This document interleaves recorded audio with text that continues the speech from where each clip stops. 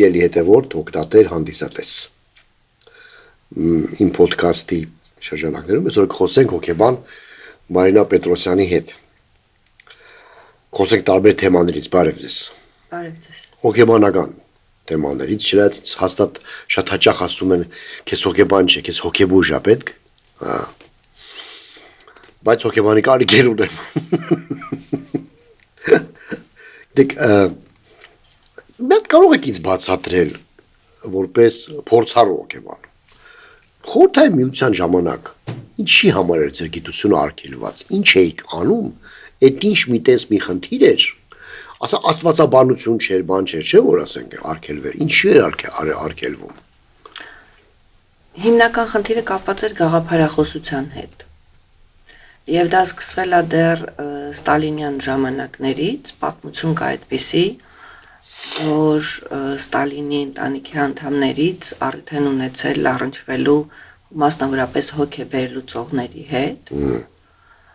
եւ այդ առնչությունը այդքան էլ դրական չի եղել, եւ այդ ժամանակվանից դեռ սկսվել է արգելվել։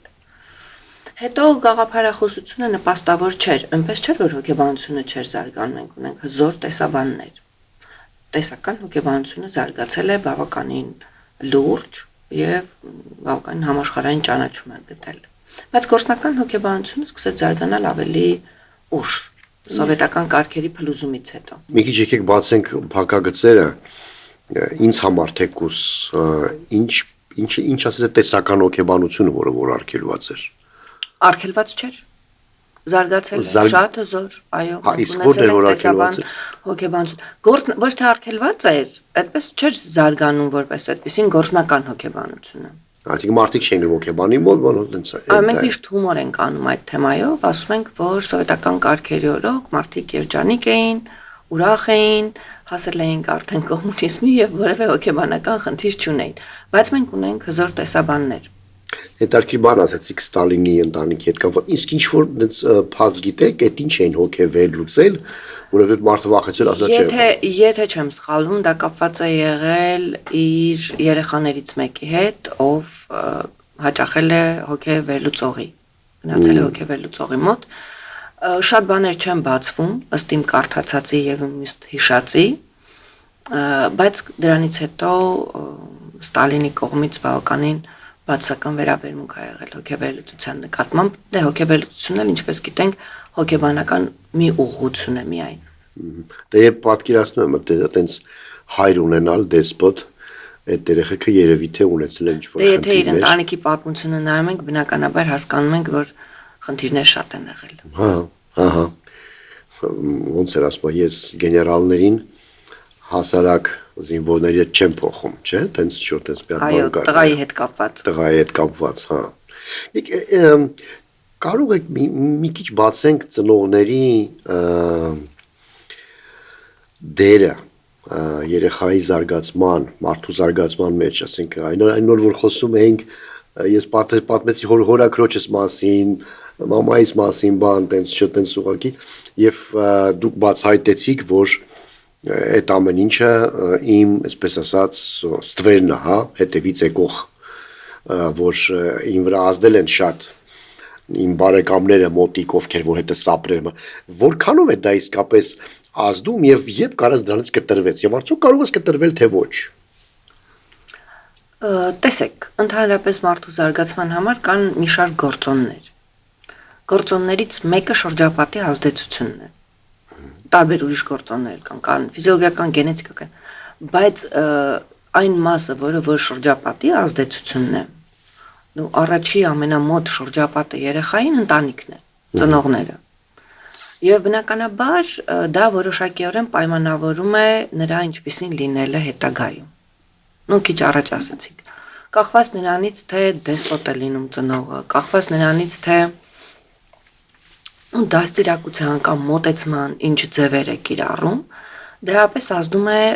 թե մենք ինչպիսին կլինենք։ Կլինենք ամաչկոտ, կլինենք համարձակ, կլինենք վախկոտ, կլինենք տագնապային, որոշակի մաս, այն ինչը որ կապված է շրջապատի ազդեցության հետ, ապա մենք այդպեսին ենք ձևավորում։ Հիմա շատ վատ տենդենց է զարգանում։ Քանի որ հոգեբանության մի խոշոր մաս սկսեց բացատրել շատ հոգեբանական խնդիրների մի մաս, որոնք որ զարգանում են մանկության տարիներից շրջապատի ազդեցության արդյունքում, սկսեցին ասել ամեն ինչում մեղադրում են ծնողներին, ինչով են ծնողները մեղավոր, բայց սա շատ վատ տենդենց է։ Ոչ ոք ծնողներին չի մեղադրում, հոգեբանները ընդհանրապես գտնում են պատճառահետևանքային կապեր ինչ որ խնդիրների։ Չի կարող այդ ազդեցությունը չլինել։ Երեխային գոյատևման համար ինչ է պետք, ինչ է կարծում։ Նորմալ հագնվել, ուտել, չհիվանդանալ, եթե գոյատևման մասին է խոսքը, խնամք։ Եթե գոյատևման մասին է։ Այո, բայց գոյատևումը մենք նայում ենք ֆիզիկական, ֆիզիոլոգիական առումով եւ ոչ միայն։ Մենք սոցիալական էակ ենք, չէ՞, ապրում ենք սոցիումում։ Այո։ Այլ ինչ է մեզ պետք։ Դու ջերմություն, սեր, գիտեմ, երևի թե դա էլ ինչ։ Այ կախված նրանից, թե որքան է երեխան ջերմություն, սեր եւ ինչքան է ստանում, դրանից շատ բան է կախված, որովհետեւ դա հոգեկան զարգացման առողջ զարգացման գրավականներից է։ Դե այսինքն եկեք դա գոյատևում չկոչենք, որովհետև մարդկա կոլբայի մեջ էմոցիոնալ առումով էլ են գոյատևում։ Հա։ Էմոցիոնալ առումով էլ են գոյատևում։ Այո, մենք սովոր ենք գոյատևում բառը օգտագործել զուտ ֆիզիկական առումով, բայց դե բնության մեջ էլ են գոյատևում մարդիկ։ Մարդու երեխան կարող է մտնել կենդանիների մեջ գոյատևի, կենդանի մնա, բայց ինքը հանց չի դառնում։ Ինքը չի վերադառնում սոցիում։ Հետարքի մեխանիզմա, չէ, ես կարդացել եւ լսել եմ, որ այն երեխաները, որոնք որ մեծացել են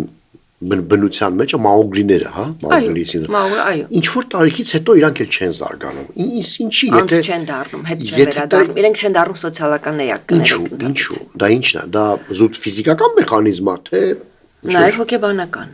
Նաև հոգեբանական, այ այն էմոցիոնալ շփումը, այն ջերմությունը, որ ինքը պիտի ստանա, պիտի տա։ Դե գայլից է ստացա ինչ։ Գայլից էմոցիաներ մենք չենք ստանում։ Չեք կարող ասեք, դուք այդ երեխաների տեղը չեք եղել։ Բայց գիտությունը հետազոտել է։ Մենք ունենք զոհոգեբանություն, ունենք տարիքային հոգեբանություն, զարգացման հոգեբանություն, որոնք ուսումնասիրում են։ Եվ այն էմոցիաները, որոնք պիտի որևէ կերպ այք ստանա խնամք, գուցե գայլը կկերակրի իրենց, բայց այն կսիրի, կկարևորի, երեխան իրեն ընդունված կզգա, թե չի զգա, դա շատ մեծ հարցական է, եւ ոչ թե մեծ հարցական է, այդպես չի լինում։ Դրա համար էլ ինքը որպես անձ փաստորեն ստացվում է, որ չի գոյատևում։ Դրա համար հետո չեն կարողանում վերադառնալ սոցիալական միջավայր, սոցիումում իրենք չեն կարողանում ապրել։ Բայց ես լսել եմ նաև, որ իրանք չեն էլ ուզում վերադառնալ, հենց այդ է, որքանով ենք մենք ստիպում ենք, որ նա վերադառնան, հա։ Իմ իմանալով մի քանի այդպիսի դեպք կա, որ գրականության մեջ նշվում է, մահացել են բավականին երիտասարդ տարիքում, որ ինչ որ տարիքում գտել են բնության մեջ, հետ են բերել սոցիում, իրենք այդպես էլ անց չեն դարել, բավականին երիտասարդ տարիքում մահացել են։ Ինձ թվում է մահացել են հենց այդ տարիքում, երբ որ մահանում են հենց այդ կենդանիները, որոնք որ իրենց բայել են։ Գուցե կդժվարանամ ասել, հավաստի տեղեկություններ չունեմ այդ մասին։ Գիտեք, ես մի անգամ մի հոգեբանի հետ էի խոսում, հետարքիր բան ասեց, մենք մի պացիենտ ունենք, մի հիվանդ ունենք, որը որ ռեալության հետ չէր կարողանում իրեն այլ անձի տեղ էր դնում։ Մի օր Նապոլեոնն էր, մի օր Սիմիշն էր, մի օր շատ մեծ պաշտոնյա էր, մի օր բան, եւ իրեն շատ լավ էր զգում, ասում է, իսկ երբ որ մենք իրեն հետ բերեցինք, երբ որ դեղերով, բաներով հետ բերեցինք, ասում է, ինքը անենց դեպրեսիայի մեջ ընկավ, որ հասկացավ, որ չէ, ինքը ոչ, չակերտավոր ասեմ, Նապոլեոնն է, ոչ Հուլիոս Կեսարը եւ բայց ասեմ, բայց դա լավ է, որ դուք այդպես արեցիք։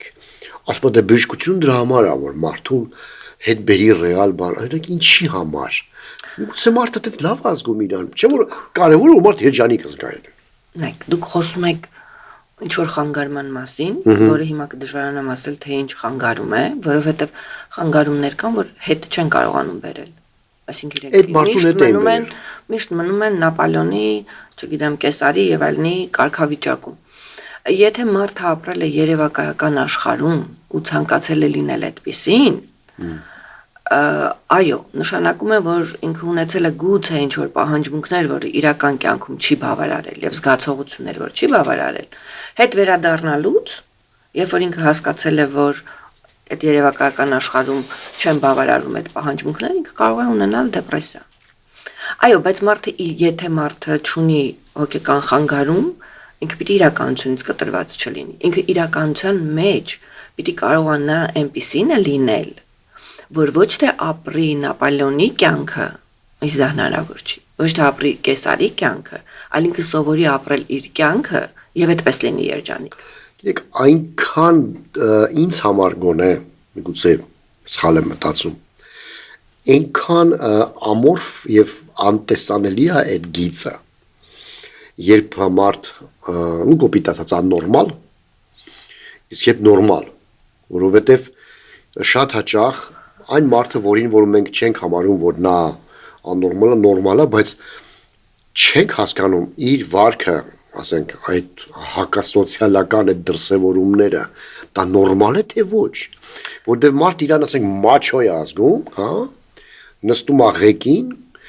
եւ իրան պահում է կենթանու պես եւ նա համոզված է, որ դա ճիշտ է։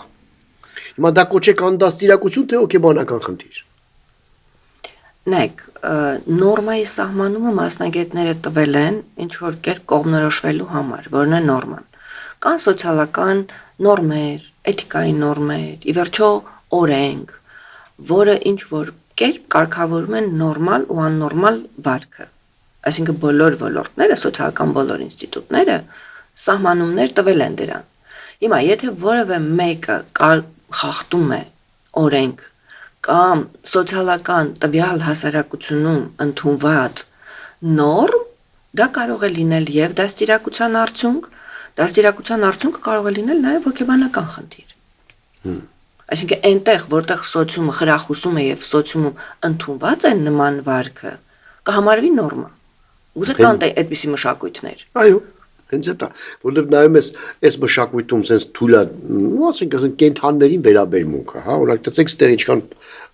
պաշտամունքի առարգայ անգամ կենթանիների համար կա առանձին գերեզմաններ, բան, տենց հոգեբաններ, չգիտեմ, մարդուն հավասար դրված է մշակույթներ, որտեղ աստվածացնում են կենթանուն, որտեղ այո, այստեղ չեն աստվածացնում, ոնց որ չգիտեմ, ասենք կովին աստվածացնում են, ասենք բանում, հա, Հնդկաստան, չէ, բայց այստեղ կենթան հենց ընտանիքի անդամ է եւ ունի իր իրավունքները, օրենքի կողմից պաշտպանված է եւ մեզ մոտ ասենք այտենց չի։ Այո, կա մշակութային խնդիր։ Այսինքն մշակութային խնդիր, եթե մենք խոսում ենք այն մշակույթի մասին, որտեղ դա ընդունված չի, նշանակում ընդունված չի, բայց դրա պատճառը, եթե դիտարկում ենք, որը կարող է լինել պատճառ, եթե ուզում եք ասել անդաստիարակություն, այսինքն իրեն սովորեցրել են այդպես վարվել, սովորեցրել են, որ սոցիալական նորմերին հակառակ վարվի, դա իրենով հոգեբանական խնդիր է, այո, ինչու՞ չէ։ Ուրեմն դա համենայն դեպս հոգեբանական խնդիր է։ Այո, ինչու՞ չէ։ Լավ, որքանով է, ասենք մարդը, որպես ասենք անձ, երբ պիտի սկսի պայքարել,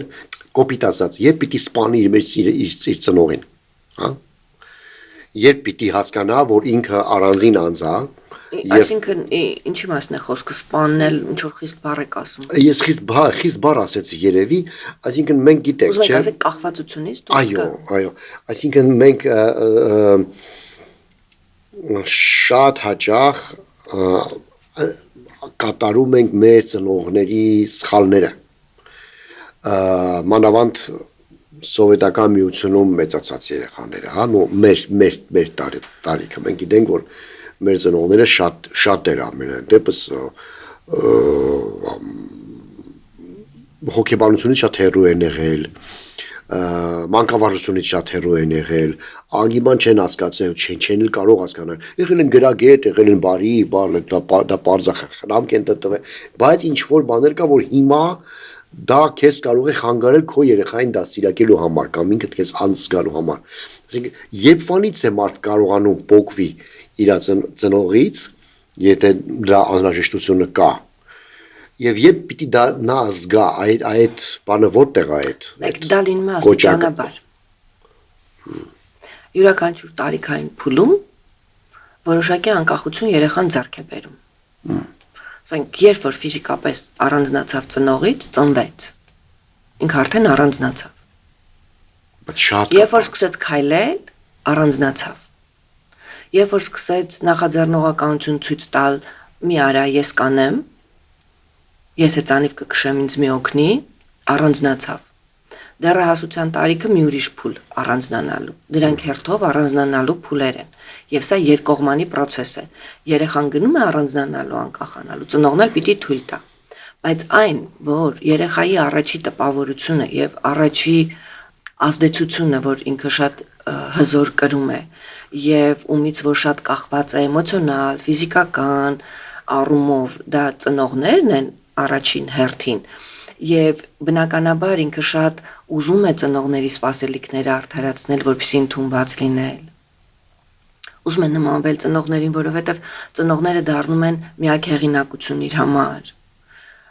Բնականաբար ինքը կարող է շատ կրկնել ծնողի վարքը, որպես այդպեսին, հետևել ծնողի վարքին, տարբեր պատճառներով։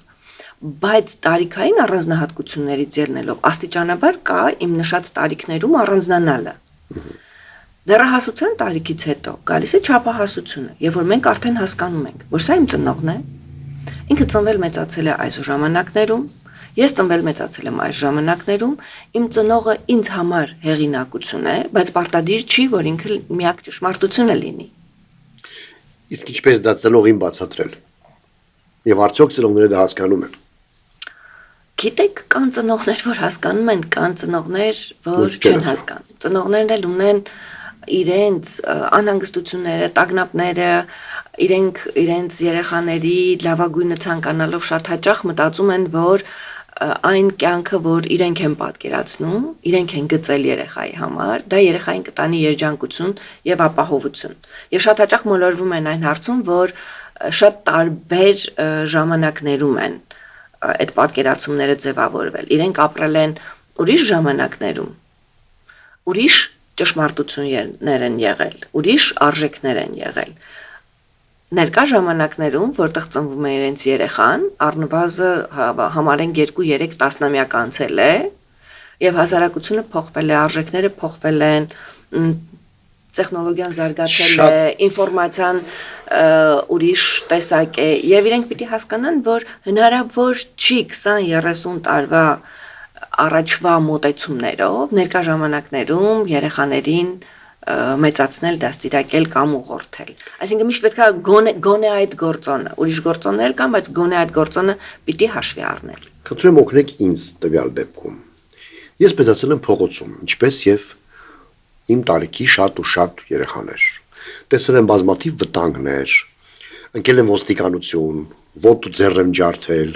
ուրիշի ոտու ձեռ եմ ջարդել, կռվել ենք, բարիշել ենք եւ այլն։ Անցել եմ փողոցով, անցել եմ։ Եվ հիմիկվա երեխաները իմս ամբողջ օր նստած է iPad-ում կամ ինտերնետում։ Հիմա ըստ ձեր ասածի ես պիտի հասկանամ, որ հիմա այդ ժամանակը չի, ոչմ ասի հայատ խաղում ում է խաղա։ Անգամ չես էլ մտածում է դրության, որ կարող դուզ գա ֆուտբոլ խաղա երեխան։ Դրա ֆուտբոլ խաղալու համար հատուկ տեղեր կան։ Հիմա որտեղ է այդ բանը, ասենք, ես հիմա ինչ անեմ, ասեմ, լավ, դե այդ ժամանակ էր, որ ցոգոլ էր կողում, ասենք, ստից ընդից բան ուտում է, ուրախանում էինք, կռիվ էինք անում, սիրալվում էինք եւ իսկ հիմա երեխան պետք է նստի Roblox-ի մեջ ամբողջ օր։ Ես բա ինչ անեմ հիմա, թողնեմ թոնստի Roblox-ի մեջ։ Ես չասացի, որ եթե ժամանակները փոխվել են, ապա այդ ժամանակները ենթադրում եմ, որ իրանք պիտի լինեն միայն iPad-ի եւ կոմպյուտերի մեջ։ Ոչ։ Բնական, իրական շփումը դեռևս չի փոխարինվել ոչնչով։ Եվ քանի որ մենք այսպես թե այնպես սոցիալական էակ ենք, ապա մենք չենք կարող երջանիկ լինել միայն տեխնիկայի հետ շփմամբ։ Գիտեք հիմա Այսինքն, եթե գնում էինք, ցոգոլ էինք գողանում, դրա փոխարեն հիմա իրականության մեջ էլի ուրիշ բաներ կան, որ կարող ենք շփվել։ Կապ չունի որտեղ ենք ֆուտբոլ խաղում։ Այդ թող խմբակում ֆուտբոլ խաղա։ Պարտադիր չի փողոցում խաղա։ ներեցեք, իսկ դու գողացել եք ցողոլ։ Հա, ինչի՞ չէ, մի անգամ ծառից չէի կարողանում, բարձացել էի ծառ չէի կարողանում։ Երևի թե շատ բաներ են եղել իմ մութանցյալում։ Պատկերացնում, հայ ուրեք մեր բակի աղջիկներն էլ բավականին ակտիվ էին։ Չնայած որ մեր այգում այդ բոլոր ծառերը կային։ Այդ դա ուրիշ բան, որ մեր սառնարան լցված էր ծիրանով, ամեն ինչով, բայց այդ գողացած պտուղը ոնց որ ասում են, մանավանդ որ եթե են գնում էին հետևից այդ պահակները կամ այդ ցոգորիտերը, դա ավելի մեծ ադրենալին էր տալիս քեզ եւ Հիմա էլ կա, գիտեք այդ նույն երևույթը, բայց ծառ չեն բարձրանում։ Ուրիշ տեղերից ինչ որ բաներ կարող են թռցնել, դա է դիլի, ինչ որ տարիքային ինչ որ մի բան կա, որ Հետաքրքիր այդ ադրենալինի բանն է, պակասն է, ես ճիշտ եմ ասում այդ հորմոնի, թե չէ։ Ինչ որտեղ գուցե ադրենալինի պակասն է, ինչ որտեղ գուցե ըստ տարիքի որոշում են, չգիտեմ, ինչ որ համարձակություն ցուցաբերել կամ ինչ որ ավելի Ինքնահաստատվել, այս բանը շատ գոհացել։ Ասեցիք, որ մի շփումը բան դեռ ոչինչ չի փոխարինել։ Ես պետք է ձեզ հետ չհամաձայնվեմ, որովհետև հիմա գիտեք, այս վերջերս եմ նշի, որ ես դրա մեջ կամ այդ մետավերս, այդ տիրույթները որ կան, որ մարդիկ տան նստած ակնոց հակած, գնում են խանութ եւ այդ հետո պատվիրում են deliver են անում։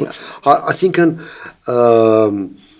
Իբեն երեխա ունենալն էր, որ երևի թե դժվար է հիմա այդ մետավերս ասենք այդ տիրույթում, թեպետ ես կարծում եմ այդ հարցը վաղ կլուծվի։ Դրա համար ես դեռ միանշանակ պատասխան չունեմ դրան եւ ամեն անգամ որ երեխային կամ չեմ աղբորս երեխին որ ասում եմ մի նստի սաղորը ինտերնետի մեջ էս արա այն արա ինձ բռնում եմ նրա վրա որ մերոնք էլ ասում են սաղորը հայաթում մի զվռնի, արի գիրք կարդա ու չէ ուզում, ասենք շաբաթ կիրակի ինչ գիրք կարդա, ասենք Կարծեմ ձեր ասացի մեջ հենց պատասխանը ասեցիք։ Խնդիրը չափի մեջ է։ Եթե ամբողջ օրը մի զվռնի ոնց որ դուք եք ասում, ամբողջ օրը մի նստի կոմպյուտերի դիմաց։ Այսինքն երևի թե խնդիրը չափի մեջ է։ Այո, չենք կարող ընդհանրապես հերքել, մերժել, ասել, որ կարող ենք առանց կոմպյուտերի կամ առանց վիրտուալ աշխարհի հիմա գոյատևել, այդպիսին են ժամանակները, բայց դա չի նշանակում, որ մենք ամբողջովին պիտի լինենք վիրտուալ աշխարհում։ Դուք որպես հոգեբան շփվել եք այդպիսի երեխաների հետ, որոնք որ այտենց թմրանյութի նման կապված են համացանցին։ Ես տեսել եմ ինտերնետում Չինաստանում է շատ ընդունված։ Ասենք երեխաները հետո իրաց տանում են հատուկ բան ռեաբիլիտացիոն կենտրոններ, որպեսզի նրանք հետո խելքի գան եւ այլ։ Դա կախվածություն է։ Մեզ մոտ հայերիս մոտ կա։ Կախվածություն է, ինչպես մնացած այլ տեսակի կախվածություններ, ինչպես թմրանյութից կախվածությունը, ինչ որ չգիտեմ, խաղամոլությունը, դա արդեն գրանցվեց հիվանդությունների դասակարգման մեջ, մասնավորապես Ամերիկայի, եւ դա համարվում է, այո, կախվածության տեսակ։ Հայերի մեջ կա։ Հայերի բոլորի մոտ էլ կա։ Այո։ Եվ կան չափանիշներ, կարծեմ օրվա մեջ այսքան ինչքան ժամ, մի քանի ժամ ավել, եթե չեմ սխալվում 4 ժամ ավել, եթե դու կոմպյուտերի մեջ ես կարող եմ սխալվել, դա պիտի նայել, այո, դա համարվում է արդեն կախվածություն։ Գիտեք, իսկ եթե մարդը միշտ հեռախոսը մոտնա պահում, խոսում եք, կարող եմ մտնել, հա, այլի շարունակի, հետո մի հատ էլ նամակի պատասխանի եւ այդ շետը շփվում։ Դուք ոնց եք ձեզ զգում այդ տեսակ շփման ժամանակ։ Ես շատ բան եմ զգում ինձ։ Ես, երբ որ ինչ-որ մեկի հետ շփվում նա մտավ հեռախոսի մեջ, ես սարսափելի վիրավորվում եմ։ Գիտեք, դա եթե հեռախոսն էլ չլինի, առանց հեռախոսի դուք որևէ մեկի հետ շփվեք, ինքը ձեր հետ խոսի, հետո շրջվի մեկի հետ խոսի, հետո գա ձեր հետ խոսի, հետո նորից այն մյուսի հետ շփվի, նորից գա ձեր հետ խոսի, մի տեսակ նորմալ չի, չէ՞։ Ես ունեցել ենք, որ այդպիսի մարդ ունեցել կներեք, այո, ասեք, որ ասում է ես կարողանում եմ ուղղակի մի քանի գործողություն անեմ միանգամից, ես դու չես կարողանում։ Դա գործողություն անելու խնդիր չէ։ Մտեք խոհանոց կամ գնացեք այգի, համ ծառ տնկեք, համ հող փորեք, համ ջրեք, միաժամանակ արեք։ Բայց սոցիալական շփման ժամանակ, երբ որ դուք խոսում եք մարդու հետ, սա էլ չէ սոցիալական նորմ, էթիկայի նորմ։ Նշանակում է իրեն որոշակի ուշադրություն եւ ժամանակ պիտի տրամադրել։ Հակառակ դեպքում դա մի տեսակ նույնիսկ համարվում է ոչ հարգալից։ Հա, ես համաձայն եմ ձեզ հետ։ Այդ շփոթենք միաժամանակ մի քանի գործ անելը, չշփոթենք միաժամանակ մի քանի մարդկանց հետ խոսելու կամ շփվելու կամ հեռախոս, հետո մարդ, հետո հեռախոս, հետո կոմպյուտեր, հետո մյուս մարդու հետ շփվենք, հետո Դա համար միշտ ներկայացումներին խնդրում եմ ասեմ, անջատեք հեռախոսներ, մի ժամ մի նայեք հեռախոսին, ոչ անպայման չէ որ զանգեն հետո ասի թատրոնում եմ, չէ, դա պարզա դա բացառվում է։ Բայց ընդհանրապես նայում եք ժամանքանից մենք այս նամակին պատասխան դա սարսափելի Բայց վիրավորում է։ ասեք, որ դա կլինի ներկայացում, դա կլինի համերգ, չէ՞, երբ որ մենք հեռախոսի մեջ ենք եւ նայում ենք ներկայացում կամ լսում ենք համերգ, մենք ամբողջական տպավորությունը չենք ստանում այդ համերգից ու ներկայացումից։ Ամբողջական տպավորություն ստանալու խնդիր կա ընդհանրապես հիմա, որովհետև այդ մշակույթը, որ հիմա ունենք մենք, կլիպային մշակույթը, ես անգամ իմ վրա եմ զգաց, երբ որ ինտերվյուն լինում է կամ եթե երգը կամ հաղորդումը կամ որևէ մի ինֆորմացիա լինում է երկար, էլ հավես չունես նայելու։ Ասենք ուզում ես մի րոպեում ամեն ինչ ասեմ Բայց քեզ։ ես դրա հետ չեք պատկերացնի, որքան համաձայն չեմ։ Հա։ Մի հատ ասեք ինչու։ Ես կան հաղորդումներ, որ ես կարող եմ 1 ժամ, 2 ժամ լսել եւ դա ինձ շատ հետաքրքիր լինել։ Մի տեսակ, չգիտեմ, երևի դրանք հետազոտություններ են, այո, հետազոտություններ են վստահաբար, որ մարքեթինգի ոլորտը օգտագործում է եւ ասում է մարդու ուշադրությունը մենք էլ ենք ասում երեխաներին ուսուցանելուց կամ ինչ որ բանից ասում ենք երեխայի ուշադրությունը կենտրոնացած է 10 րոպե, 15 րոպե, այդ ընթացքում ինքը այդ ինֆորմացիան ընկալում է, հետո ուշադրությունը շեղվում է եւ այլ եւ այլ եւ այլ։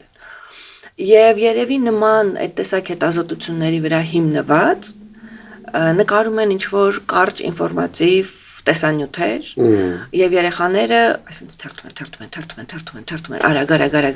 թե ինչ է տեղի ունենում իրանց ուշադրության ընկալման հիշողության հետ ոչ ոք դա հաշվի չի առնում բայց եկեք խոստովանենք որ եթե մեզ հետաքրքրող նյութ է մենք կարող ենք ժամերով լսել ես լսում եմ Համաձայն եմ կա այդպիսի բանը ես կարծում եմ որ դրա մեջ կա որոշակի նաեւ ազդեցության ձև մարդկանց գիտակցության վրա ասում են ինչ-որ կարճ բաներ, որոշակի շեշտադրմամբ, դրանք կարող են լինել գովազդների ժամանակ, ինչ-որ բաներ առաջարկելու ժամանակ, եւ մենք այդ ազդեցությամբ ուզում ենք ստանալ որոշակի արդյունք, որ մարդը դրանով հետաքրքրվեց, հետո պիտի անպայման կամ այդ, չգիտեմ, ապրանքը ձեռք բերի կամ գնա հետևի ուրիշ մի էջի, որ հասկանա ինչ էր դրա շարունակությունը եւ այլ եւ այլն։ Ես կարծում եմ, երևի թե եկեք դա դիտարկենք նպատակից կախված ինչ ենք ուզում անել։ Համաձայն եմ։ Ես լսել եմ նաև ես լսել եմ մի այդպիսի մի բան, որ ոչ միայն երեխայի, այլ նաև մարդկանց ուղեղի վրա է ազդում այդ արագ այդ նայելը։ Այո, իհարկե։ Որ ինչն է փոխում ուղեղի մեջ, ինչ նեյրոնային այդ համակարգն է փչանում, ինչ անում։ Շատ երևի կդժվարանամ բացատրել շատ դիպուկ ինչ ֆիզիոլոգիական մեխանիզմ է աշխատում, բայց որ եւ ուղեղի տարբեր օջախներ գործում են այստեղ եւ այստեղ իմացական բոլոր գործընթացները, հա, միաժամանակ ոնց որ աշխատում են, հաստատ դա խաթարում է մեր ընկալման ինչ որ գործընթացներ։ Կվախենամ ֆիզիոլոգիական մեխանիզմները բացատրելուց շատ դիպուկ չլինեմ։ Նաև լսել եմ հիշողության վրա էլ ազդում, որ ասենք մարդ հետո երբ որ միշտ այսպես արագանամ իր մոտ ոչինչ չի տպավորում։ Նայած որ հիշողության, եթե դա կարճատև հիշողությունն է, որ ինքը նայեց վերարտադրեց, գուցե չազդի, բայց այդ ինֆորմացիան գուցե չգնա ու չընկնի երկարատև հիշողություն եւ երկարատև հիշողության ժամանակ չաշխատի։ Նայած, այո։ Լավ։ Մեր այս համայնքում ապրող ընտանիքների խնդիրը, որի հետ դուք շատ եք առնչվել, ասենք ավելի շատ եք առնչվել, քան թե ուրիշ տեղ։ Որը կնշեք։ Կա այդպիսի խնդիր, որ հենց այս խնդիրն է, որ մի քիչ ավելի շատ է հանդիպում, քան ուրիշ տեղ։ Շատ լավ հարց եք տալիս, ասածս կվերաբերվի միայն իմ անձնական դիտարկումներին, բնականաբար ինչ որ վիճակագրություն որպես այդպեսին չունեմ։ Ես կարծում եմ, որ հենց այդ իրականության հետ շփման բացակայությունը։ Այսինքն ծնողների, երեխաների հետ իրական շփում, զրույցներ, ինչ որ քննարկումներ, հասակակիցների հետ։ Երեխաները ավելի շատ ժամանակ են անցկացնում կոմպյուտերային խաղերում, ավելի շատ ժամանակ են անցկացնում ինչ որ այդպես կարճատև տեսանյութեր նայել, այո, լինել սոցիալական ցանցերում, որը որ թելադրում է շատ որոշակի արժեքներ, Ես երևի դա կնշեի, իրական շփումը չկա, քիչ են գնում իրական համերգներ, քիչ են գնում իրական ցուցահանդեսներ, քիչ են գնում,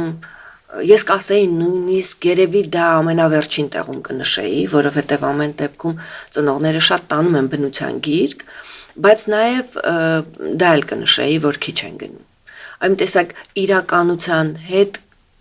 իրականությունից կտրված են, երևի թե դա։ Ճիշտ կլինի երեխայից, ասենք, որ տանում ես բնություն, ասենք, որոշում եք ընտանիքով գնալ բնություն, բոլոր հեռախոսները թողնել մեքենայի մեջ։ Ինչու՞ չէ։ Իսկ դա ինչի կբերի։ Ես կարծում եմ, որ դա մի տեսակ արդեն էկոլոգիայի խնդիր է դարել։ Դա կօգնի, որ տեսեք, այսպեսի մի երևույթ կա, չէ՞։ Մենք գնում ենք բնության գիրք, երևի դուք էլ կամ շատ-շատերը։ Առաջինը ոչ թե հիանում ենք, մենք ասում ենք անում ենք ու սկսում ենք նկարել։ Հա։ Ես վստահ եմ, որ այդտեղ տպավորությունը կիսվում է։ Իմ ուշադրությունը շեղվում է նկարելու վրա եւ ոչ թե որ ես վայելում եմ բնության ինչ որ գեղեցիկ մի երևույթ։ Այդպես է թե չէ։ 100%։ 100%։ Ես կարծում եմ, որ իրոք սա էկոլոգիական խնդիր է այն առումով, որովհետեւ այդ ապրումները ստանալը օրինակ, եթե ես կգնամ կենթանաբանական այգի, ոչ թե կնկարեմ ինչ որ կենթանու, առյուծի կամ կապիկի, այլ ուղղակի կնստեմ կհետևեմ ինքը ինչ է անում։ Իսկ այդ նկարելու համար երևի թե նրա համար է, որպեսզի որ ասես ինչի ես նկարում, ասում որպեսզի հետո հիշեմ։ Եկեք միացուրը նստենք դուս խոսենք, էլի։ Այդքան նկար հեռախոսի մեջ դու երբևիցե նայում ես հետո։ Կամ ուրիշ մի բան, որ դու նայում ես նկարից ես տպավորություն ստանում, ուրիշ մի բան, որ դու իրականության մեջ ես տպավորություն ստանում։ Իրական տպավորությունը չստացած դու միանգամից իրան ֆիքսում ես, որպեսզի հետո կոպիտ ասած yaman գիտի գնայես թե ոչ, ասենք հեռախոսի մեջ։ Հետո նայում են, ինչու՞ չէ, նստում են ու սկսում են թերթել, դա էլ են թերթում։ 2-3 տարեկանից սկսած երեխաները գիտեն հեռախոսում բոլոր այդ նկարները թերթել, բայց այդ թողնել հեռախոսները մեքենայի մեջ կամ որևէ տեղ ու գնալ օրինակ կենթանաբանական այգի կամ գնալ ինչ-որ ջրվեժի մոտ կամ գնալ, չգիտեմ, գեղեցիկ անտառ կամ նայել, չգիտեմ, մայրամուտը, դրանք լրիվ ուրիշ տպավորություններ են։ Ես անգամ երեխաներ գիտեմ, ովքեր որ պատուհանից նայում են, ասենք ինչ որ բան են տեսնում, հետո սենց են անում պատուհանը, որ ավելի լայնանա նկարը, հա, ասենք ինքը չի էլ հասկանում, որ դա պատուհան է, որ դու սենց չես կարող այդ պատկերը զում անես։ Ես այս վերջերս լսում էի մի քանի մասնագետների, 80-անց տարիքի սցենարի ռեժիսորներն են երկուսն էլ եւ երկուսն էլ գնացել էին Էրմիտաժ եւ Էրմիտաժում նայում էին, ասենք, Ռեմբրանտի կամ, չգիտեմ, ինչ որ գործեր հայտնի նկարիչների եւ իրենց տպավորությունները նկարներից։ Մենք այդ ամեն ինչը, թեկուզ այն ինչ որ իրենք մեզ հասանելի չէր լինելու, ես ուզում եմ ուրիշ ասպեկտ բերել, հա սրանում, այն ինչ որ մեզ հասանելի չէր լինելու հիմիկվա մեր ժամանակներում, բայց դա կար օրինակ վերածննդի ժամանակաշրջանում կամ ուրիշ ժամանակաշրջաններում, այո, շատ արվեստագետների շնորհիվ մենք դա հիմա ունենք եւ դա մեզ փոխանցել է եւ մենք այդ արվեստի գործերին նայելուց, այդ տպավորությունները ստանալուց էլի շատ հարստանում ենք, էլի դրա շատ մեծ ազդեցություն ունի մեր հոգեկանի վրա։ Սա չշփոթենք այս հիշողությունը, որ մենք ներկա գտնվելով մարդու հետ շփման մեջ ավելի շատ նկարում ենք կամ գնալով բնություն ավելի շատ նկարում ենք հետո հիշողություն ունենալու համար։ Այսինքն ինչ որ բաներ կա, որ մեզ պետք են հիշողության համար եւ մեզ փոխանցվել են եւ դա շատ զիլ է եւ դա մեզ շատ կարեւոր է ու հարստացնում է։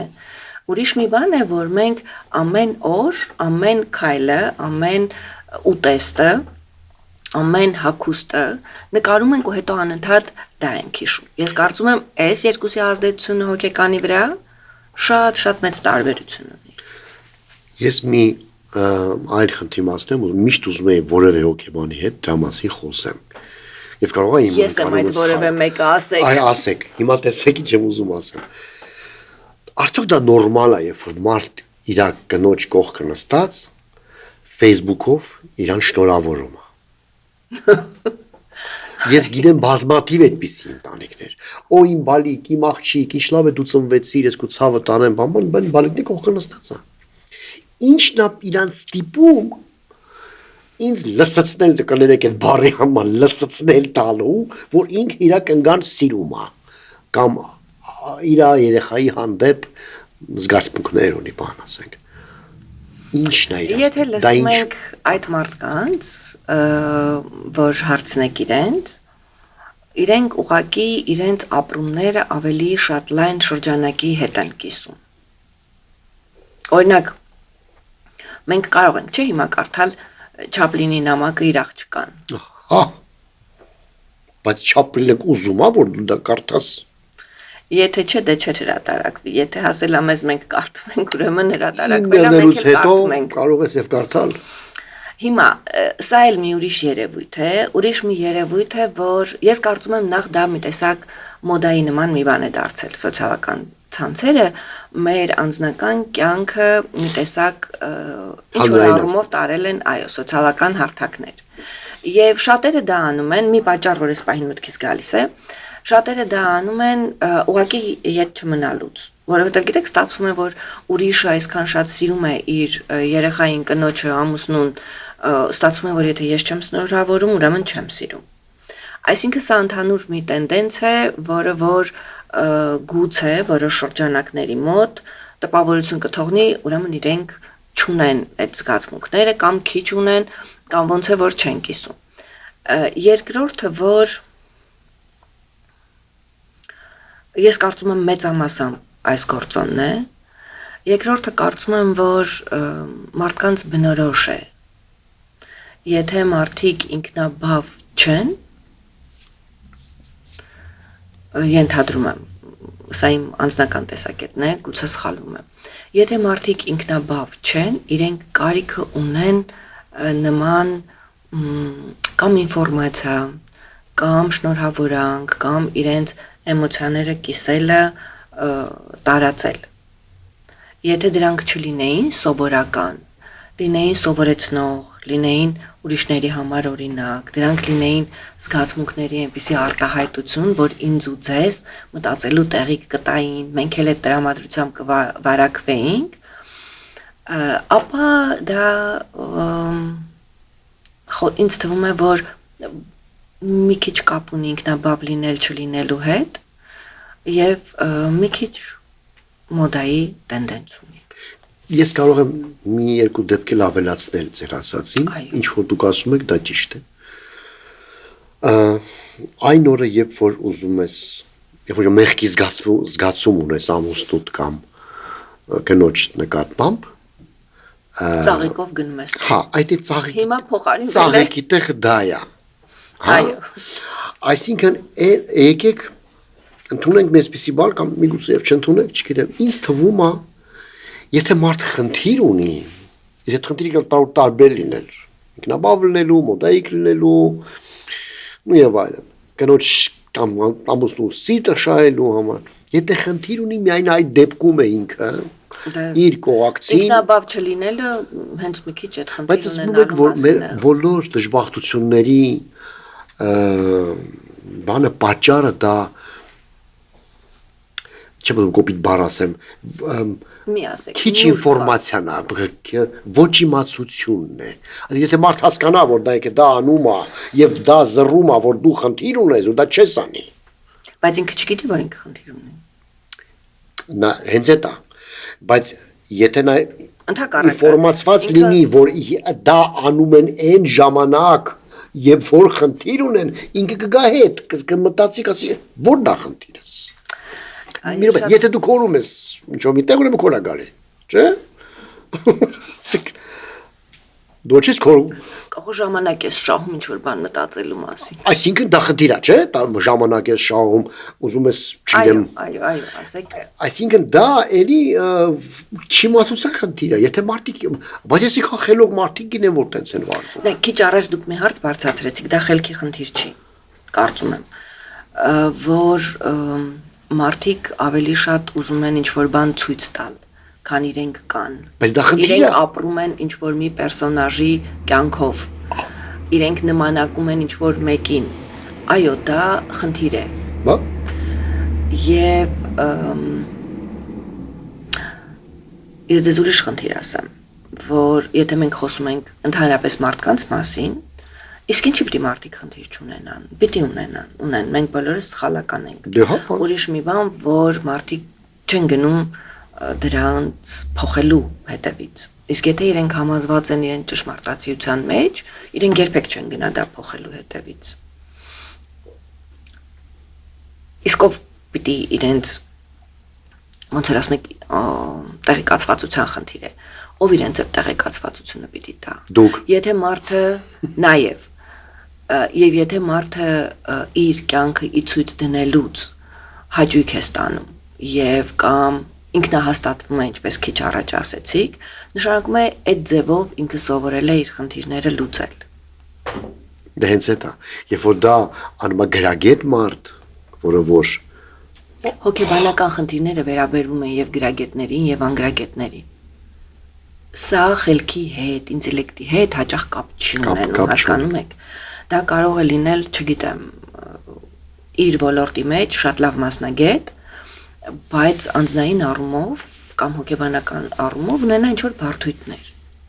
Ուրեմն ինձ բացատրեք, իսկ ես ինչի եմ ջղայնանում, երբ որ տես մարդկանց եմ տեսնում։ Գիտեք ոնց եմ շունչս կանգնում ա ուղակի, ասենք ոչ դա հա դե լավ է, չէ, ասենք որ նայում եմ ինքը իր կնոջը շնորհավորում է ծնունդը կամ մարտի 8-ը կամ հա ափսոս չեմ ճանաչում այդ մարդուն կզանգեի ու կսեի հայհոյել, ասենք ինչի պիտի ես իմանամ որ քո կնգա ծնունդն է ու դու հիվանդ չես։ Լավ, եթե իմանայիք, որ Ինչի՞ եմ ջղայնանում ես։ Եթե այդ մարդը իմանայիք, որ նո, Աստված մի արած ցես տամոքսի խոց ունի եւ դրա հետ կապված ինչ որ սիմպտոմներ է ցույց տալիս, նույն կերպ կջղայնանայիք։ Ստամոքսի խոցի դեպքում ոչ։ Իսկ ով է ասում, որ հոգեբանական խնդիրների դեպքում պետք է ջղայնանալ։ Որտեվ Խնդիրը է, ֆիզիոլոգիական է, հոգեբանական է, ինչ տարբերություն։ Դուք կարող եք ընդունել, որ այդ մարդը այդ խնդիրը ունի, բայց ջղայնանալ ինչու ունի այդ խնդիրը։ Դե պետք է մտածել, իսկ ինչու։ Երևի մենք էլ դա, տեսեք, որովհետև հենց դա եմ ասում, որովհետև դու դա չեք դիտարկում որպես այնպիսի խնդիր, ինչպիսին ստամոքսի խոցն է։ Կակազ մարդու վրա ջղայնանում եք։ Չէ, բայց հոգնստում է։ Դե բայց։ Հա, բայց ընդունում Բայց չշփվել, բայց հասկանում եք, որ դա խնդիր է, որը պիտի լուծել։ Նույն բանն է։ Նույն խնդիրն է, այսինքն Ես կարծում եմ այդպես, որ չգնանք շատ առաջ, շատ տարբեր ուրիշ տեսակ բացատրությունների հետևից ընկնենք։ Ինձ մի քիչ վերլուծեցիք։ Գոնե մեկը դա։ Ինձ ասենք վերլուծեցիք, շնորհակալություն։ Հասկացա։ Գնար շատ ուրիշ տեղ, բայց սա գոնե ոնց նայեք, որ չջղայնանաք, բայց թե ինչ եք ջղայնանում, մի պատճառն է դա։ Էլի կան բաներ, որ ինձ ուղղակի կատաղացնում են։ Ես չեմ կարող ընդունել ինչա մարդուն, երբ որ տեսնում, ասում է բարև ոնց ես ու շարունակում է խոսել։ Բարև ոնց ես, այս բանը բա իմացար որ սենց եղավ էս համար։ Եթե դու հաշտում ես ոնց եմ։ Ինչու չես լսում պատասխանս ես ոնց, կամ արդյոք դա քեզ պետք է ես ոնց եմ։ Փողոցում տեսնում ես մարդուն, որ քեզ գրեթե անծանոթ է, կամ մարդու հետ պայմանով ես ես այդ պայմանավորել եմ որ պիտի գաք ոդքասթ։ Բարի մայրը ոնց ես։ Հա ուրեմն ժամը 10-ին ես քեզ սպասում եմ, դա նորմալ է։ Ինչի՞ դա իջա։ Միգուցե դա ընդունված է որպես նորմալ, բայց ինձ կատաղացնում։ Մի բան, որը ես կարող եմ այդպես հասկանալ։ Մի բան, որ դուք չեք համարում նորմա կամ համարում եք շատ անընդունելի, իրականության մեջ հանդիպելիս դա ձեր համար անընդունելի բան է, ջղայնացնում է։ Բայց ես նույն բացատրությունը կտամ սրա։ Սա հենց այնպես չեն անում։ Անում են էթիկայի նորմերը չիմանալուց, անում են հոգեբանական խնդիրներ ունենալուց, եւ եթե այդ տեսանկյունից ենք նայում, հասկանում ենք, որ լավ, այս մարդը այս խնդիր ունի կամ էթիկայի նորմերին չի հետևում, եթե այդ էթիկայի նորմերին չի վնասում, Աստված իր հետ, եթե ինձ դա վնասում է կամ հասարակությանն է վնասում, ես կարող եմ դրա մասին ասել կամ թույլ չտալ։ Դե չէ, ես թույլ չեմ տալիս ինձ ասեմ, հարցրեց ոնց եմ, դե վերենգի տեղը ես քեզ պատմեմ ոնց եմ։ Դե ուրեմն առավոտելա ճշման դեղը խմեցի, նայեցի մի քիչ բարձր է, ասենք բարձատես չես անում, բայց այդ րոպեին ես ունեմ շատ լուրջ լարվածություն, որովհետև ինձ համար խոսքը արժեք ունի։ Խոսքը պիտի արժեք ունենա։ Ձեր համար։ Հա, ինձ համար շատ մեծ արժեք Ձեր ունի։ համար, բայց կան մարդիկ, չէ, որ այդ խոսքի Հա, արժեքին ընդունում ես, երբեմն տարբեր նշանակություն են տալիս, տարբեր կերպ են վարվում, ունեն իրենց մշակույթը, ունեն իրենց գնահատման ձևը, մենք տարբեր ենք բոլոր առումներով։ Սիրելի, թե հետևորդ, ինչպես տեսնում եք, կարելի ասել ես եկել եմ հոկեբանի մոտ, բայց տվյալ դեպքում ասենք Հոկեբանն է եկել ինձ մոտ։ Չէ, ես եմ իմ խնդիրները լուծում եւ անվճար, այո։ Դրա համար եմ դες կանչել։ Ես իսկապես շատ հետաքրքիր է, որովհետեւ իսկապես կան ինչ-որ մի բաներ, որ ինձ հունից հանում են։ Եվ նույնը գիտեք, սարսափելի ինձ հունից հանում է այսպիսի բան։ Եկել եմ հյուր։ Սոված չեմ։ Մի անգամ ասին, հացկուտը շնորհակալություն։ Երկրորդ անգամ կասեն, այս բանը արդեն ուրեմն ստաց գլխին։ Որովհետև ես ասել եմ սոված չեմ, չէ։ Դա ինչ շնորհք է հայերի մոտ զորով մարդուն բտել, կարա՞ք ինձ ասես։ Որովհետև հայերի մոտ վաղուց կարծում եմ, իմ պատասխանը հետևյալն է, ես այդպես եմ հասկանում, ընդունված է, որ հյուրին հարգելու ձևերից մեկը կերակրելն է։ Երբ որ հյուրը եկավ եւ մի կտոր բան կերավ, ինքը համ քեզ հարգեց, համ դու քեզ հանգիստ զգացիր եւ քո հյուրասիրելու ողջ արվեստը ցույց տվեցիր։ Ուրեմն հյուրը պետքա զորով այդ կտորը կողի բերանը մատով էլ բրթի, որտեղ նորակեր է, որ դու քեզ հանգիստ զգաս։ Ոչ, բայց եթե հյուրը կարող է գնահատել ու հասկանալ, որ այս մարդու իրեն հյուրասեր զգալու միակ ձևը դա է, կարող է մեղմ վերաբերվել գոնե։ Ես ասում եմ ստեղ այդ իմացության ինֆորմացիայի պակաս։ Եթե մենք գնանք հետ եւ հասկանանք, որ ժամանակին մենք սարսափելի աղքատ ենք ապրել միշտ, կարելի ասել, հա։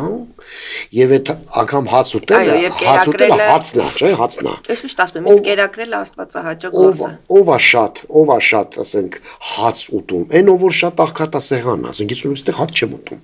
Բայց այնքան բան կա ուտելու, ասենք, ինչ հաց որն է։ Հաց չենք էլ առնում ասենք։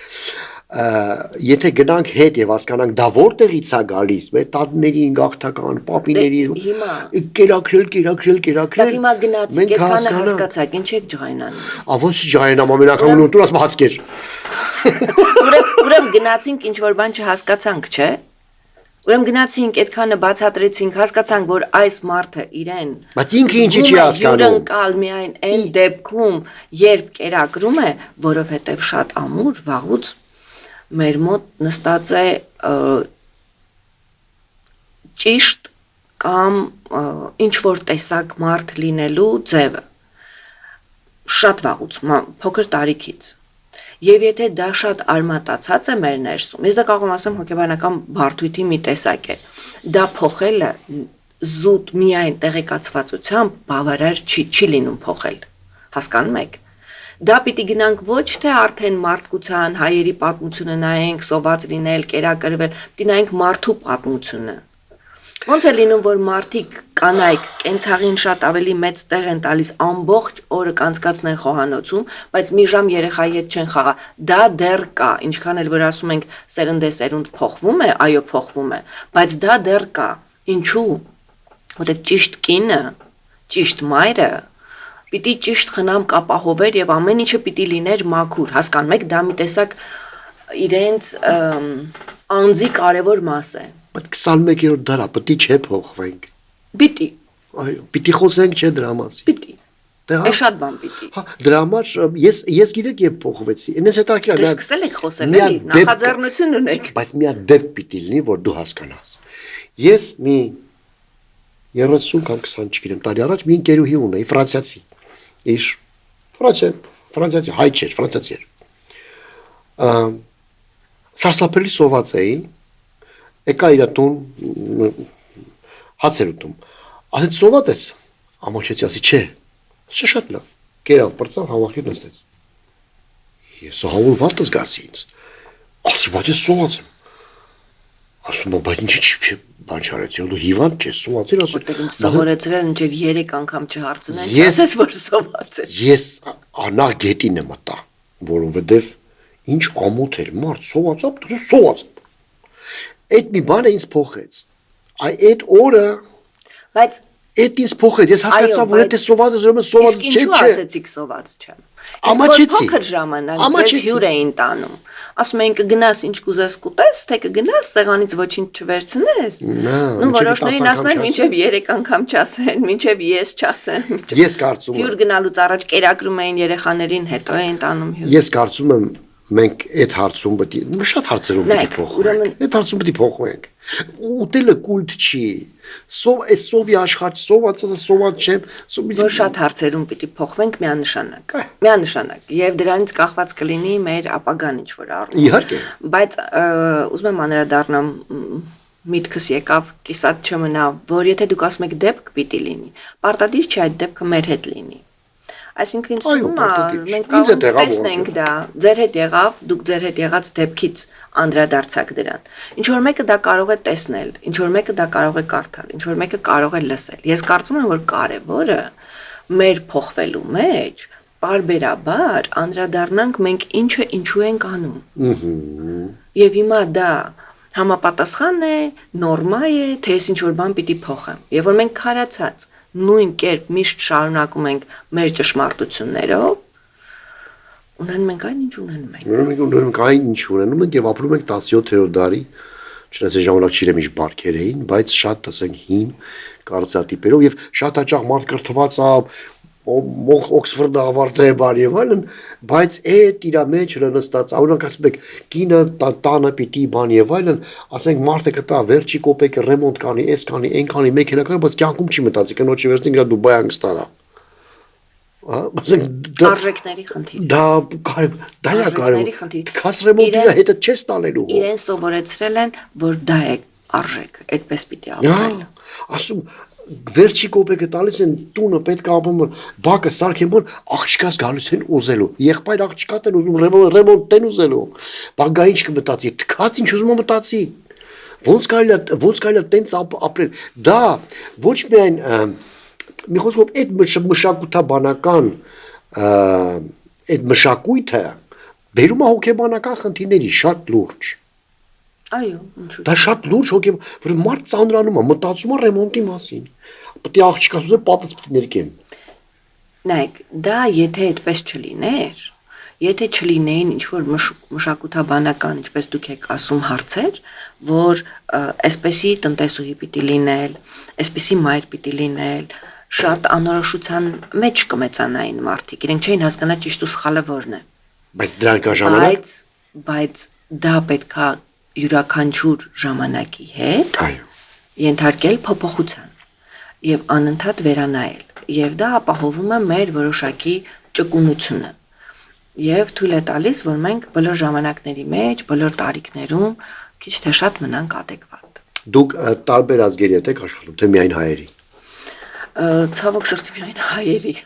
լեզվի սիմացությունը թույլ չի տալիս բայց եղել են որ ուրիշ ռուսների վերացիների Այնց է տարկիր է, որտեղ որ լեզվի բարիեր չի եղել այնց է տարկիր է, այդ կարծեր մնալը տենց տապակ քառակուսի, մենակ մեզ է վերաբերվում, թե ասենք ուրիշ ազգերել են տենց, ասենք որ չեն կամ փոխվեն։ Ըստ իմ անձնական դիտարկումների դա բոլոր ազգերի մոտ էլ կա, բայց տարբեր բովանդակությամբ։ Ես գիտեմ ընտանիքներ, որ հիմա օժիտ են դնում։ Դուք պատկերացնում եք, այս լենու բոլ աշխարհում, որ երեխան ծնվի դու մի օր հետո պետք բոդան փոխվելու է, դա էլ պետք չի, կոմբինացիայով է իմակնում։ Դե նայեք, օժիտը այդպես չեն դնում, բայց երբ որ աղջկան ամուսնանալուց իր բաժինն են տալիս, Այդ ուրիշ հարց։ Նա նորմալ է։ եւ դա էլ պիտի, եւ դա, այո, եւ այդպես էլ անում են շատերը, չէ՞։ Եվ դա էլ ժամանակի հետ փոխվում է։ Ոչ թե ձեր ասած ներքնազգեստ են դնում 10 տարեկանից, որ հետո 25 տարեկանում այդ ներքնազգեստը օժիտ տան, այլ հիմա ժամանակները փոխվել են, բայց ինձ թվում է ավանդույթը վատ ավանդույթ չէ, որ աղջկան իր բաժինն են տալիս, ինչու՞ չէ։ Այո, քո երեխեքա պիտի բաժին տաս, բաբուց։ Ավանդույթներն էլ, շատ դիրքորոշումներ, ավանդույթներ, արժեքներ ժամանակի մեջ պիտի վերանայել։ Հակառակ դեպքում ոնց որ մենք ուզենանք 7 տարեկանի հագուստով 27 տարեկանում ման գալ, դա չի լինում։ Եվ որքան ճկուն եւ շուտ է անձը ասեմ, թե ժողովուրդը ասեմ, հասարակությունը ասեմ, փոխվում համահունչ այդ արժեքներին, այնքան ինքը ավելի հանգիստ է ապրում, այնքան ինքը ավելի ուժեղ պետություն է Այո, առանց ունենում։ կորցնելու շատ կարևոր Այո, կարևոր բաներ չի։ առանցքային արժեքներ, Տեսեք, այո, օժիտը լավ բան է։ ասեք, որ մենք հիմա էլ հակառակն էլ ունենք, որ մենք շատ սիրում ենք օտար ինչ-որ բաներ ներմուծել եւ ապրել օտարների սկզբունքներով։ Եվ շատ արհեստական ենք ներմուծում ինչ-որ բաներ։ Դա այդպես կարող ենք տոներ վերցնել, վարքի ձևեր վերցնել, ապրելու ձև նույնիսկ, հանգստանալու ձև, բայց դա շատ չլինի իրական։ Ուզում ասել, այնպես չի, որ մենք քարացած նույնը պահում ենք։ Փոխվելն էլ կա, բայց նայած ինչպես ենք փոխվում։ Ինձ ասենք չի նեղացնում ոչ Վալենտինի տոնը, որը որ հայկական չի, ոչ Հելովինը, որը դու հայկական։ Ինչը ձեզ նեղացնում է, միայն դա է խնդիր։ Հա, ինձ համար հա, ինչի բարձ չի, որ ինձ համար միայն դա է խնդիր, բարձ։ Նաև ասես մի հատ բան էլ կա իմ ընկերները ինձ հուշեցին, որ նորմալ է, երբ որ սեղանը գցած է, հա, գալիս ես հյուր, չի սպասում, որ սաղ նստեն սեղան, բանջը մեկը մի շուտություն ասեն, որ սկսի ուտես։ Սովատ է սկսում ես հաց ուտել։ Դա նորմալ թե անշնորհքություն է։ Եթե անշնորհքություն այն չի անշնորհքություն։ Դա կարծում եմ էթիկետի հարց է։ Չգիտեմ ինչի ասոցիատիվ դուք ասեցիք, իմ մտքին եկավ, որ սեղան նստում էին տերունական աղոտ կասելուց հետո։ Բոլոր ընտանիք։ Հիմա դա կարևոր է տերունական։ Ես կարծում եմ նայած մենք ինչ արժեքներով ենք ապրում։ Բայց որտեղ երկրորդը ընդհանրապես սեղան նստելու, միասին նստելու, հյուր գնալու էթիկական նորմեր կան։ Եվ մենք աշխատում ենք մնալ այդ էթիկական նորմերի շրջանակում։ Որտեղ այդ էթիկական նորմը չի գործում, բնականաբար նորմալ է, ինչ ուզեն կարող են անել, ով երկուզի, ոնց կուզի կուտ։ Եթե էթիկական նորմը գործում է, որ բոլորը միասին պիտի նստեն եւ այլ, ուրեմն մեր երբ ուզենալ ուտելը կդիտվի ոչ ճիշտ։ Ինձ թվում է, եթե դու դիմացինին չես խանգարում, չես խանգարում, ասենք, ինքը ոնց առաջին նստի սեղան, դա ասենք դեռ առանձնապես խնդիր չի։ Էթիկական նորմերը կարծում եմ ստեղծված են խանգարել չխանգարելու համար եւ մեզ շատ ավելի ազատ զգալու համար։ Այսինքն մենք պայմանավորվում ենք նույն տարածքում մեզ ինչպես պահենք, որ բոլորիս լինի հարմարավետ։ Այ ազատ զգալու այդ զգացողությունը ինչքան է պետք երեխային, ասենք ստեղ մի քիչ ուրիշ է։ Ես զգացել եմ, որ կարող ես գնալ ինչ-որ մեկի տուն, ասենք նստած հեռուցած ուժես նայեմ, մեկը երեխան գա այդ տան երևի, չբարևի էլ, պուլտը վերցի փոխի ուրիշ բան նայի։ Սա էլ է էթիկական նորմ։ Դա էթիկական նորմ, բայց դա ինձ խանգարում է։ Իսկ հաճդել չի խանգարում։ Հասկանում եք, եթե նա գատուն բացի սառնարանը Ընտրովի եք վերաբերվում ուտի եւ ասի ուտի նգարստի ուտի ու չասի վայ դե եկեք դուք եք երեք բան եկեք հյուրեք Ես այսպես եմ հասկանում որ էթիկական նորմերի կամ որոշ վարքաձևերի նկատմամբ դուք ունեք ընտրովի վերաբերմունք այո որը որ գտնում եք որ ճիշտ է որտեղից եք այդպես գտնում չգիտեմ դա ձեր գործն է համարում եք ճիշտ եւ դա չի խանգարում որը որ չեք համարում ճիշտ, դա ձեզ խանգարում է։ Հիմա նայեք, դիմացի մարդիկ էլ ունեն իրենց ընտրովի վարքաձևերը եւ էթիկական նորմերը։ Հիմա դիմացիներին էլ կարող է ձեր մի վարքաձև խանգարել, մյուսը չխանգարել, չէ՞։ Երկուստեք է։ Դրա համար եք պայմանավորվում ընդհանուր կներեք, ընդհանուր նորմերի շուրջ, որ իրար չխանգարենք կամ ընդունենք, որ կարող են լինել։ Դրա համար ես խորհուրդ եմ տալի բոլորին ընտրել իրենց միկրո այդ շրջապատը, միջավայրը։ Բարձր միշտ չես կարող։ Մեկ ընկնում ես այլ միջավայր եւ պետք է քեզ պահես այդ միջավայրի համապատասխան։ Բայց լավ պետք է զգաս քո միկրո միջավայրը։ Մահացավ։ Մի խոսքով, Անգլիայի արքայական ընտանիքում ընդունելության ինչ կանեի։ Դե ուզած չուզած պետք է իրաց նման, բայց դե կաշխատեի չհայտնվել այնտեղ։ Ինձ շատ հաճախ կանչում են տարբեր արսանիքներին, տարբեր հարուստ ինչ-որ տենց բառեր, շատ նորմալ հաճախ ներեցեք զբաղված են։ Իսկ դա ճկունություն չի։ Դու մի քիչ առաջ խոսում ենք ճկունությունից։ Իսկ դա ճկունություն չի, ինձ թվում է դա էլ է ազատություն ու ճկունություն, երբ որ մենք կարողանում ենք տարբեր միջավայրերում վարվել, Երբ որ ինձ պետք ունենալ այսպես ռեպերտուար, տարբեր վարքաձևերի եւ երբ որ ինձ պետք է, ես վրայովս անցնում եմ եւ դա անում եմ, բայց կան բաներ, որ ես չեմ կարողանում անեմ։ Դա էլ իմ կարծատիպն է, ընդունում եմ հոգեբանական, ունա կենաց ասել ես չգիտեմ։ Հետաքրքիր է, չէ, ասենք 20 տարի ստենդափ եմ անում, ասենք ես կարծես թե դժվար չի, չէ, բաժակվես մի էշություն ասել, ասենք, բայց չեմ կարող, որովհետեւ ինձ համար էշությունն է ոնց կարա բաժակ անել, էշություն։ Դա կարծում եմ ոչ թե էշությունը, այլ մեր մշակույթին շատ բնորոշ ինչ որ երևույթ, որը հնարավորություն է տալիս որոշ դեպքերում իհարկե դա կարող է լինել արհեստական, իսկ որոշ դեպքերում շատ անկեղծ ասելիք է ասել մարդուն։ Ինչու՞ չէ։ Շատ հազվագյուտ դեպքերում, շատ նեղ շրջապատում այդ անկեղծ հոսք իսկապես գալիս է, ուզում ես ասես ես քո ցավը տանեմ։ Արի ես քո կենացը խմեմ, դենց լինում է իհարկե, բայց անծանոթ միջավայրում նստել եւ եթե դա ստենդափ չի, հա, ինչպես ասում են, վերքերը ու սկսել ժամերով խոսել։ Չէ, ես կարծում եմ, որ անծանոթ միջավայրում էլ կան կենացասողներ, որ կարող են շատ բովանդակային ու լավ կենացներ ասել։ Ես կարծում եմ դա էլ խոսքի ինչ որ մի ձև է, որտեղ դու կարող ես մաղթանք ասել։ Կարող ես մաղթանք ասել, անկեղծ խոսքդ լինի մտերիմների շրջապատում, դա կարող է լինել ուղերձ մաղթանք ավելի լայն շրջանակներում ոչ մտերիմների։ Ես կարծում եմ դա խոսքի ձև է, որ որոշ մարդիկ լավագույնս տիրապետում են, ոչ բոլորը։ Միգուցե շատ հազվագյուտ չեմ հանդիպել, որովհետև ես չեմ համարում, որ հանրային Եվ շատ ուսուցողական, ես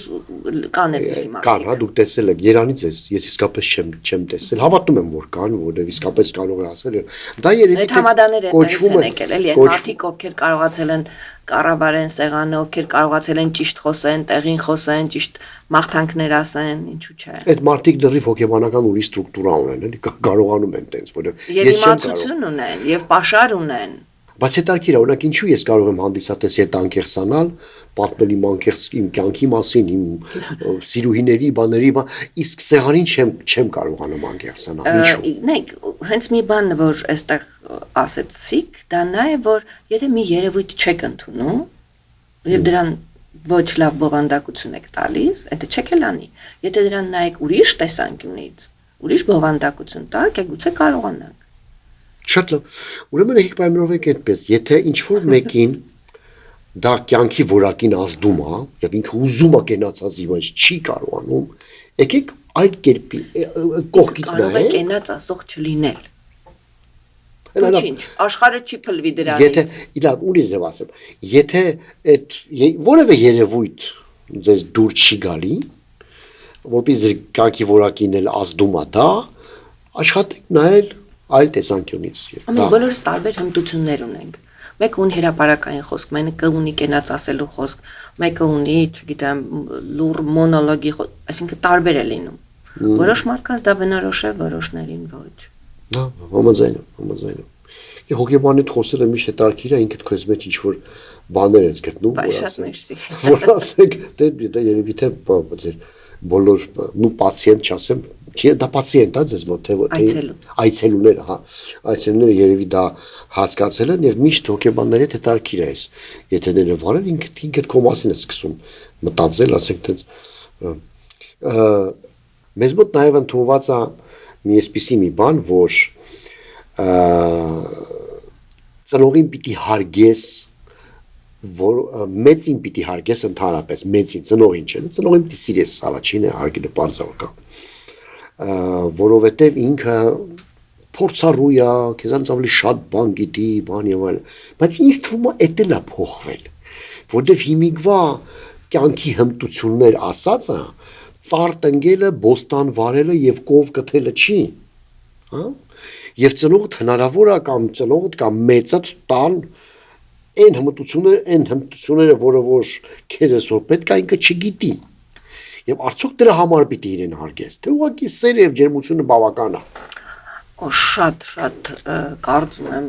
տարողունակ հարց եք բարձրացնում։ Նայեք, ծնողները իրենց կարգավիճակով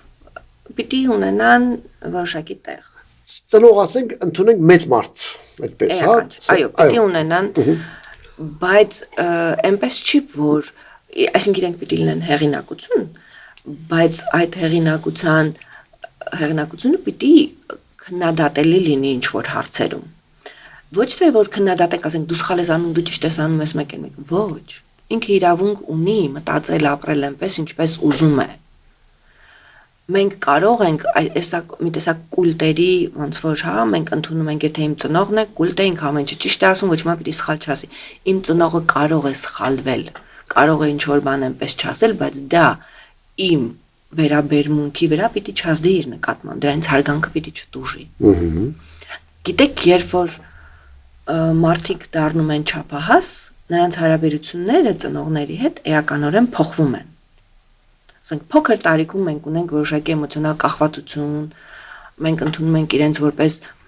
միակ հեղինակություններ, մենք հասկանում ենք, որ, չգիտեմ, իրենցից պիտի նմանակենք, սովորենք։ Տարիքի հետ մենք հասկանում ենք, որ մեր ծնողներն էլ սովորական մահկանացուներ են, իրենց ուժեղ ու թույլ կողմերով։ Դա չի նշանակում, որ թույլ կողմերի համար պիտի, չգիտեմ, քննադատության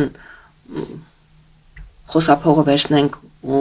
սկսենք քննադատել, այլ հասկանանք, որ այո, իմ ծնողն էլ կարող է ինչ որ հարցերում այլ տեսակետ ունենալ ու վերջ։ Բայց քանի որ ինքը իմ ծնողն է, ես կարող եմ եւ պիտի կարծում եմ հարգանքով վերաբերվել, ընդունել, որ ինքը կարող է կամ սխալվել, կամ այդ տեսակետը չունենալ, կամ ուրիշ մի բան։ Երկու օրինակ բերեմ։ Բերեք։ Եթե դու տեսնում ես երեխան տեսնում է ընտանիքում, որ հայրը մորը ծեծում ասաղորը, թքում է իր արժանապատվության վրա, բան եւ այլ, բայց հետո այդ երեխան ամուսնանում է, ասում է դու պետք է ամուսնու թե գիտես ինչ լավ լինես, դու սենց պետք է լինես, կամ մերը կամ հերը ծխում է, երեխան ասում է չի կարելի ծխել, ծխելը վնաս է առողջության համար։ Հետ ծնողին ո՞նց հարգես։ Դա եմ ասում, դա մենք իր ստատուսն ենք հարգում։ Հա, ուտելոց, կաթողիկոս է, օքեյ։ Բայց որ ինքը ունի սխալներ, մենք դա կամ վերցնում ենք, կամ չենք վերցնում։ Կամ կարող ենք, չէ, մտածել, որ իսկ ինչի պիտի իրենք լինեին կատարյալ, ես ուզում եմ հասկանալ։ Ով է կատարյալ։ Ոչ ոք։ Եթե կա կատարյալ մարդ, չկա, չէ։ Ուրեմն կատարյալ ծնողներ էլ չկան։ Վերջ։ Այսինքն ոնց որ կատարյալ մարդիկ չկան, մենք սխալական ենք, բայց ծնողները պիտի լինեն անսխալ։ Սա մի տեսակ թյուր պատկերացում է բոլոր երեխաների մոտ։ Ուղղակի ծնողները խորհուրդ տալուց հետո առաջ պիտի մի հատ իրանք իրաց վրա նայեն, հասկանան դու տենց ես, որ տենց խորհուրդ ես տալի։ Որ ի վերջո երեխան նայում է ծնողին, ի վերջո եթե ինչ-որ բան վերցնում է անձնական օրինակն է ծառայում, չէ՞ ասենք։ Մենք այստեղ կա տարբերակներ։ Ինքը չի կարողացել դա անել, բայց ուզում է որ իր երեխան անի։ Դե ուրեմն թող ասի, տղա ջան, ես սաղ կյանքս ծխել եմ, վատ եմ զգում ինձ մերնելու վրա եմ, այ դու մի ծխի, որ ինձ նման չլես, կամ ես քո մորը չեմ հարգել, սիրասներից բերել եմ կողքի սենյակում զվարճացել եմ հետները, ծեծել եմ, անասուն եմ ես, դու տենց մի եղի բալես, որով ես դժբախտ եմ, այդ դեպքում ես այդ ծնողին կհարգեմ, կասեմ, արա դա ճիշտ է ասում։ Դա այն դեպքում, երբ որ ծնողը, այսինքն մենք որպես ոչ կատարյալ մարդ դառնում ենք ոչ կատարյալ ծնողներ, հասկանում ենք, որ մեր վարքը ոչ կատարյալ է, այդպիսի ծնողը կասի։ Նայեք, երբ որ ասում ենք ծնող, նայում ենք սովորական մարդ, մահկանացու։ Այսինքն այն ինչ բնորոշ է բոլոր մարդկանց, այդ թվում երեխաներին, ովքեր դառնալու են չափահաս եւ ծնողներ, է բնորոշ է ծնողներին։ Հիմա իրենցից պահանջել, որ դու ծնող ես, անպայման պիտի լինես կատարյալ նման բաներ չանես, դե մի տեսակ ինձ թվում է անիրական է։ Այո, մենք շատ խոսում ենք դրա մասին, մանավանդ երբ որ երեխաները փոքր են եւ ծնողների ազդեցությունը մեծ է, հիմա կան ծնողավարության շատ դպրոցներ, շատ տեսակետներ, ինչպիսի ծնող լինել, ոնց վարվել, այո, պիտի օգնել ծնողներին, որ իրենք երեխաների մեծացնելու հարցում ավելի տեղեկացված լինեն, ավելի քիչ սխալվեն, այո, բայց շատ խոշոր հաշվով ցավոք սրտի երևի թե անհնար է սխալներից խուսափել։ Դրա համար Իսկ դուք խոսում եք մարդու մասին, ով կներեք ընդհատեցի, մարդու մասին, ով այնքան հասուն է եւ կյանքի ամեն փուլում, ամեն որակում, որպես ծնող, որպես երեխա, որպես ամուսին, որպես կին, այնքան հասուն պիտի լինի, որ կարողանա հետ նայել իրեն, վերլուծել իր խնդիրները, հասկանալ դրանք ու երեխաներին դա չփոխանցել։ Դա երանելի իհարկե իրանելի բան արդյունք կլիներ, որ մենք կարող էինք ստանալ։ Եվ կարող ենք դա բոլորս ձգտել դրան։ Ուր կհասնենք, չգիտեմ։ Շնորհակալություն զրույցի համար, ամփոփելով ոչ միայն ծնողներին է վերաբերվում, այլ բոլորիս, բոլոր մարդիկ միայնակ են եւ կյանքի ընթացքում պիտի զարգանալ, որպեսզի կյանքի վերջում ապուշի հետ չմնալ նույն սենյակում։ Դա շատ կարևոր է, որովհետեւ այլ ծնողը լինի, չգիտեմ, երեխա լինես կամ էսի լինես, մենք շատ լավ բան ասեցիք, որ մենք բոլորս թերի ենք, պարզ է, ես տեսակ ինչքան թերություն ունեմ, ամբողջ բաներից ջղայնանում եմ բան եւ այլն, բայց եթե ես դա հիմա չհաղթարեմ ու չհասկանամ, ես մի հատ աննորմալի հետ կմնամ մի սենյակում, բիձացած, պարավ, սաղ կզզվեն ինձանց կասեն, «Յա ախկար, այս բիձերի եւ համերներու փոխանենք» ու դու քո կյանքից հաճույք չես ստանա։ Շնորհակալություն համենայն դեպս ժողովուրդ ջան, լայքեր դրեք եւ տարածեք այս ամեն ինչը։ Մեր հոգեբանը մեզ ագին բաներ սովորեցեց այսօր, խորհուրդներ տվեց, այսպես ասած, այո, ուղղորդեց։ Նաեւ մի մոռացեք, որ ունեմ Patreon եւ այս ծրագիրը հովանավոր է փնտրում։ Եթե ուզում եք որ շարունակվի, ապա ակտիվ եղեք։ Ինչ ասեմ, Աստված մեզ հետ։ Շնորհակալություն զրույցի համար։